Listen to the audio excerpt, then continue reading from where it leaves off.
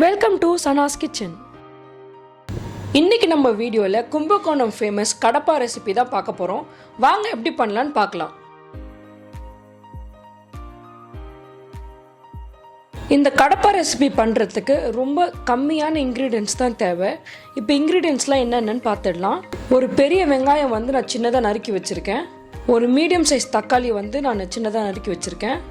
இதுக்கு காரம் கொடுக்கறதுக்கு நம்ம சில்லிஸ் தான் நிறைய ஆட் பண்ணணும். அதனால க்ரீன் சில்லிஸ் ஒரு 4லேருந்து 5 நான் பொடியாக நறுக்கி வச்சுருக்கேன். ஒரு கொத்து கருவேப்பிலை கழுவி வச்சுருக்கேன்.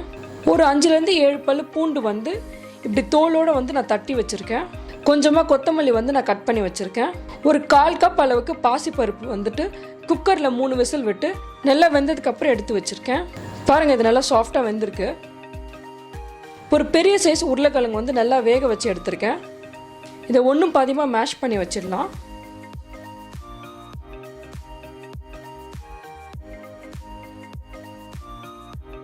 இந்த கடப்பா பண்ணுறதுக்கு முதல்ல ஒரு கடாய் வச்சுட்டு, கடாய் சூடானதும் நான் 2 ஸ்பூன் அளவுக்கு ஆயில் ஆட் பண்ணிக்கிறேன். ஆயில் நல்லா சூடாகட்டும். 1 ஸ்பூன் அளவுக்கு கடுகு ஆட் பண்ணிக்கிறேன். கடுகு நல்லா பொரிஞ்சதுக்கப்புறம் ஒரு சின்ன பீஸ் பட்டை, ஒரு சின்ன பீஸ் மராட்டி மொக்கு, ஒரு பாதி அன்னாசி பூ இதெல்லாம் ஆட் பண்ணி நல்லா நம்ம அந்த எண்ணெயில் சாட்டே பண்ணிக்கலாம். இப்போ நம்ம தட்டி வச்சுருக்க பூண்டு நான் ஆட் பண்ணிக்கிறேன். கூடவே பொடியாக நறுக்கி வச்சுருக்க சில்லிஸும் நான் ஆட் பண்ணி நல்லா வதக்கிடலாம். ஒரு 1லேருந்து 2 நிமிஷம் இதை நல்லா வதக்குங்க. அப்போ தான் இந்த பூண்டு இந்த சில்லிஸோட ஃப்ளேவர் நல்லா இறங்கும். இது நல்லா வதங்கினதுக்கப்புறம் நம்ம கட் பண்ணி வச்சுருக்க ஒரு பெரிய சைஸ் ஆனியனை நான் ஆட் பண்ணிக்கிறேன். இந்த ஆனியன் நல்லா வதங்கிறதுக்காக கொஞ்சமாக சால்ட் ஆட் பண்ணிக்கிறேன்.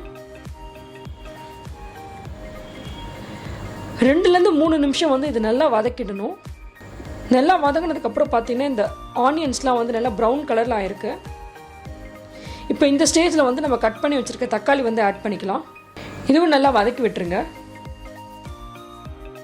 இது வதங்குறப்ப அடி பிடிக்காமல் இருக்கிறதுக்கு அப்பப்போ கொஞ்சமாக தண்ணி ஆட் பண்ணிக்கலாம். இந்த வெங்காயம் தக்காளி நல்லா வதங்கட்டும். அதுக்குள்ளே மிக்ஸி ஜாரில் ஒரு அரை மூடி தேங்காய் நான் கட் பண்ணி ஆட் பண்ணியிருக்கேன். 1 ஸ்பூன் அளவுக்கு பொட்டுக்கடலை ஆட் பண்ணி இது ரெண்டுத்தையுமே நல்லா பேஸ்ட்டாக அரைச்சிக்கோங்க. நிறைய தண்ணியெல்லாம் ஊற்ற வேணாம். இந்த வெங்காயம் தக்காளி பார்த்தீங்கன்னா நல்லா வதங்கிருச்சு. இந்த ஸ்டேஜில் ஒரு 1/4 டீஸ்பூன் அளவுக்கு டர்மரிக் பவுடர் ஆட் பண்ணிக்கிறேன். நீங்கள் ஒரு அரை டீஸ்பூன் கூட ஆட் பண்ணிக்கலாம். இந்த கடப்பாக்கு இந்த மஞ்சள் தூள் தான் கலர் கொடுக்க போகுது. இப்போ இது அடி பிடிக்காமல் இருக்கிறதுக்காக ஒரு 2 ஸ்பூன் அளவுக்கு நான் தண்ணி ஆட் பண்ணிக்கிறேன். இது ஒரு 1 நிமிஷம் இது நல்லா வதங்கிடட்டும். பார்த்தீங்கன்னா நல்லா தொக்கு மாதிரி இது நல்லா வதங்கிருச்சு. இப்போ இந்த ஸ்டேஜில் நம்ம கட் பண்ணி வச்சுருக்க கருவேப்பிலையை ஆட் பண்ணிக்கலாம். ஒரு வதக்கினதுக்கப்புறம் நம்ம மேஷ் பண்ணி வச்சுருக்க பொட்டேட்டோஸும் இதில் ஆட் பண்ணிக்கலாம்.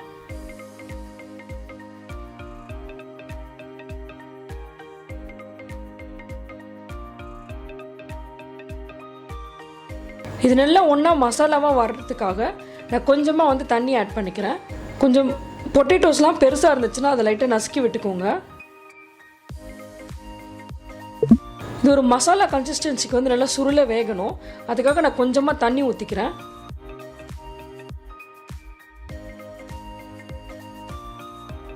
உருளைக்கிழங்கு போட்டு இது நல்லா மிக்ஸ் பண்ணி விட்டதுக்கப்புறம் நம்ம வேக வச்சு எடுத்து வச்சுருக்க பருப்பை ஆட் பண்ணிடலாம். இது நல்லா மிக்ஸ் பண்ணிக்கோங்க.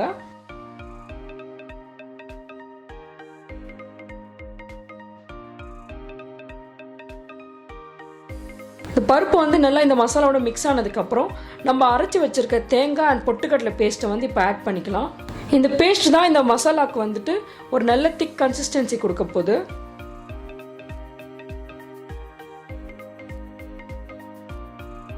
இப்போ இந்த கடப்பா உங்களுக்கு எவ்வளோ தண்ணியாக வேணுமோ அதுக்கேற்ற மாதிரி நீங்கள் வாட்டர் ஆட் பண்ணிக்கலாம்.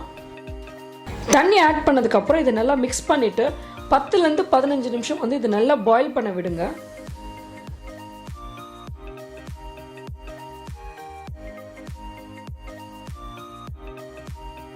இப்போ பார்த்தீங்கன்னா நம்மளோட கடப்பா நல்லா கொதிச்சு வந்துருச்சு. லாஸ்ட்டாக கட் பண்ணி வச்சுருக்க கொத்தமல்லி ஆட் பண்ணி இறக்கிட்டோன்னா நம்மளோட சூப்பரான கும்பகோணம் கடப்பா இப்போ ரெடி ஆகிடுச்சு. இது இட்லி, பூரி, சப்பாத்தி, தோசை கூடலாம் சாப்பிட ஒரு சூப்பரான சைட் டிஷ். நீங்களும் இந்த கும்பகோணம் கடப்பா ரெசிபியை வீட்டில் ட்ரை பண்ணி பார்த்துட்டு உங்களோட ஃபீட்பேக்கை வந்து கமெண்ட்ஸில் சொல்லுங்கள்.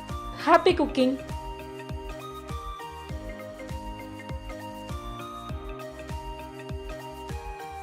இந்த ரெசிபி பிடிச்சிருந்துச்சுன்னா லைக் பண்ணுங்கள், ஃப்ரெண்ட்ஸ் அண்ட் ஃபேமிலியோட ஷேர் பண்ணுங்கள், என்னோட சேனலை சப்ஸ்கிரைப் பண்ணுங்கள். தேங்க்யூ.